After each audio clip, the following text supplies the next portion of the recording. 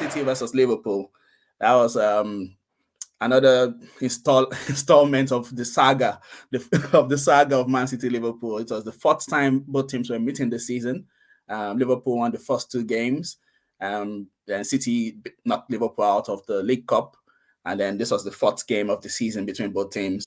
And the fourth game of the season ended up with City putting 4 goals past Liverpool. Incredible game by City. As a Liverpool fan, I didn't go into that with much confidence. And I'll say why. Also, we're welcoming Asher onto the podcast now. Asher is a Chelsea fan. I think this is his first time on the pod.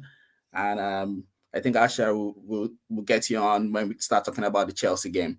So I'm just talking about the City-Liverpool game. Number one, the reason why I wasn't confident, Liverpool have always had problems with these 12:30 kickoffs. This season has been terrible for 12:30. I think we've played 12:30 kickoffs maybe 6 times and drawn only 1 and maybe lost all the other 5. And even at the best of times, I think it's a psychological thing because Klopp doesn't like half 12 kickoffs. And I think maybe that permeates to the players because our 12:30 kickoff record is awful. We don't win often during those kickoff times. So it's like the worst combination, the 12:30 kickoff, and then it's away to City, where we don't often win either. We just usually draw there or get beat. But all said, Liverpool played well in the first half. We did well. We competed, scored the first goal. I was like, eventually that goal turned out to be an April Fool's prank because it was just like misleading, very misleading goal. We're like, oh, we scored. We're probably going to get a point from this game. But no, City came back. Fantastic equalizer, Alvarez. They didn't miss Haaland. I probably would have preferred if Haaland played counterintuitively because the 3 times he's played against us this season, it's not really cost us much problems. I think against Liverpool, he scored only 1 goal in 3 games. So I probably would have preferred if he played, but they looked more fluid. They cost us more problems. And second half, they just scored straight from kickoff. Almost like 46 minutes, they were 2-1 ahead, and that was it. Like Liverpool just gave up. We're not coming back from this. And before you know it, they made it 3-1. They played a very good game. I don't think there's much to say because I didn't expect much from that game. My focus was on Chelsea and Arsenal because City away is always going to be tough. I give Potter the donkey because I don't. Man, that's okay. The tactics and everything. Well, actually, Cucurella, I'll give it to Cuckoo because that backwards headed made 0 sense. I don't know. Because I don't know who he was looking at. But yeah, he gets 1. It was a good assist. They both share 1. It was a good assist, Asher. Nice header into Watkins for Watkins to score.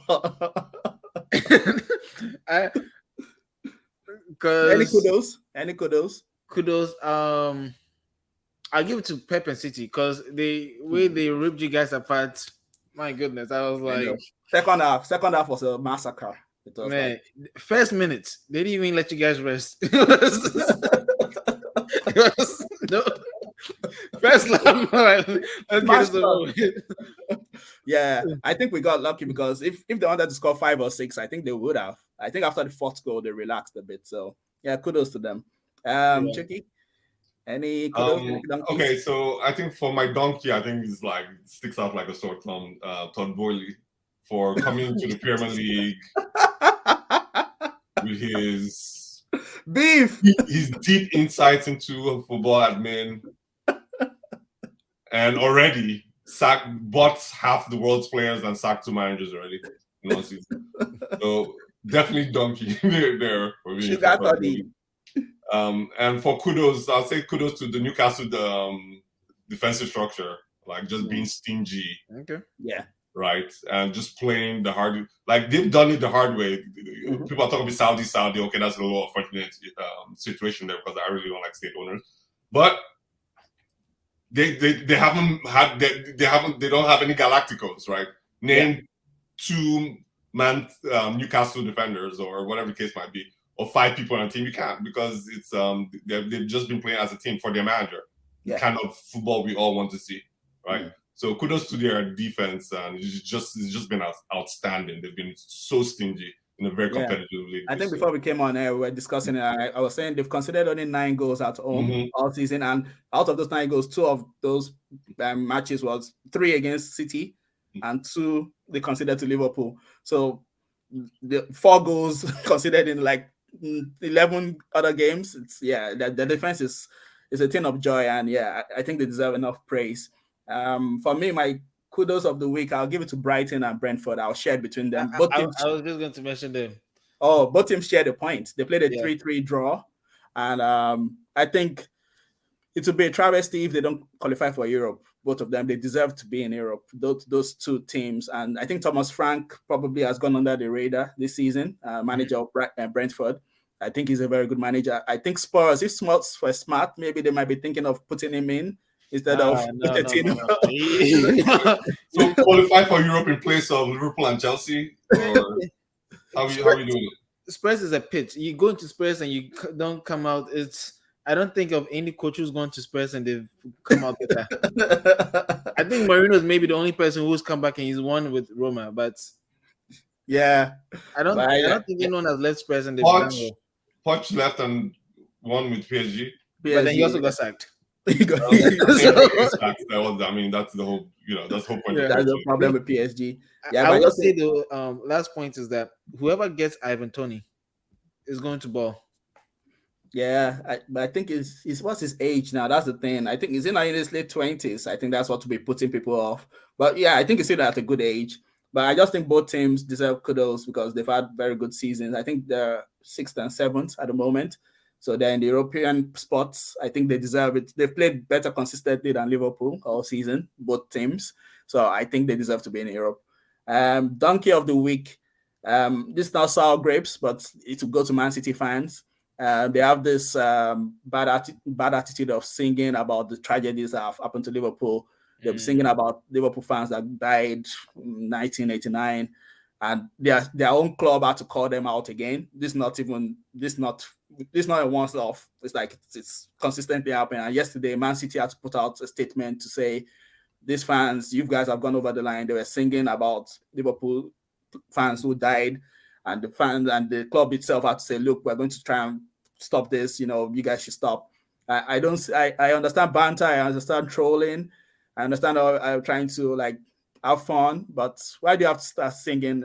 It's the same thing. I know some Liverpool fans, they probably still do this to United too, singing about the Munich air crash. Why would you do that? That's just crossing the line. Why would you be bantering about somebody's death? It has to be called out. It has to be stopped. There are other things you can use to banter and troll. It shouldn't be death of human beings. Absolutely. But we care about human rights, though. Right. That's the thing. You keep shouting about human rights, but then you're fine with singing about the deaths of people who died in tragedies. It doesn't compute, So Man City fans, for their club the club actually put out a very strong statement, which is fair. I think they did well to call the fans out and look, you guys, this is going too far. Almost every game against Liverpool, they're singing about this. So those are the donkeys of the week for me. And I think we've come to the end. This has been very, very good. Thank you guys for coming. I don't know. I'm not happy in the sense that now Chelsea might have that manager bounce. They might have that manager bounce and actually beat us in this game. Depends on who the manager is, It could be. It doesn't matter. So these players sometimes they don't even need to know that there's a new manager in. They'll just you say it could be JT? Yeah. JT's already at the club. Oh, he is, yeah? Yeah, he's already at the club. Oh, wow. Yeah, that's interesting. So imagine that.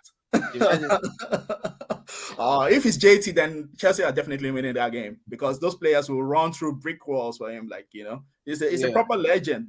It might be short-lived, but that's what they call manager bounce. The first few games, they will just put in 120% effort. But what do you think? How do you think that match is going to go? Chelsea versus Liverpool at Stamford Bridge, Tuesday. I just want to see Noni versus Trent. Not Murdick. Now, how do you pronounce it? Is it not Murdick?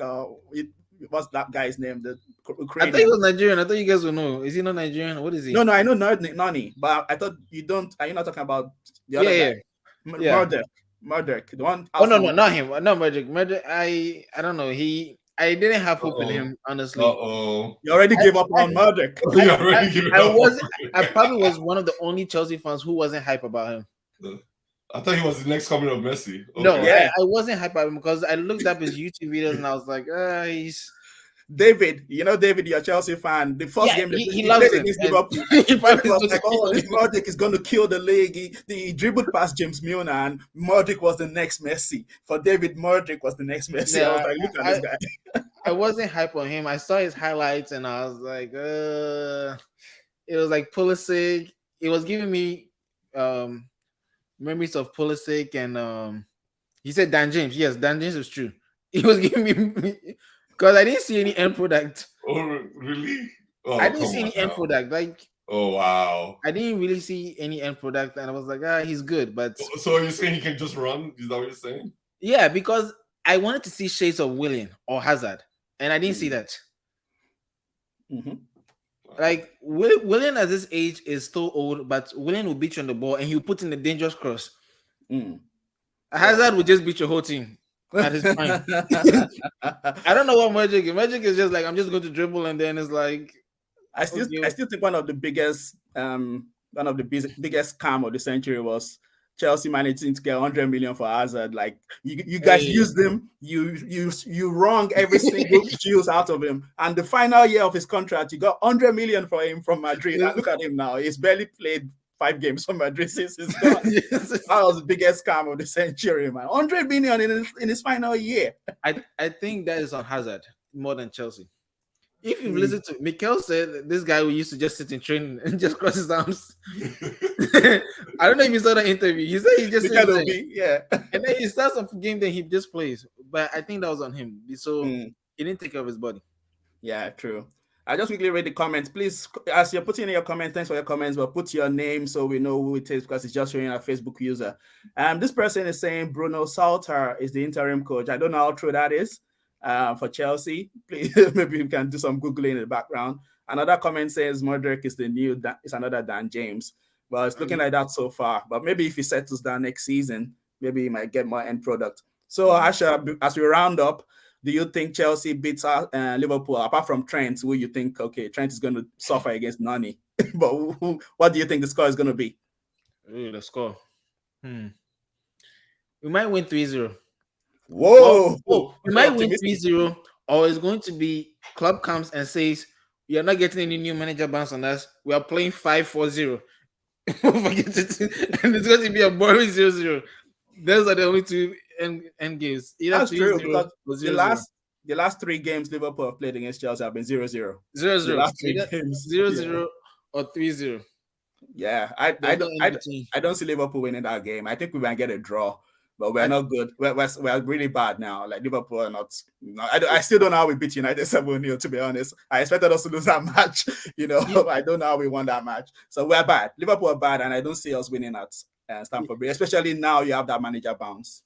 Yeah.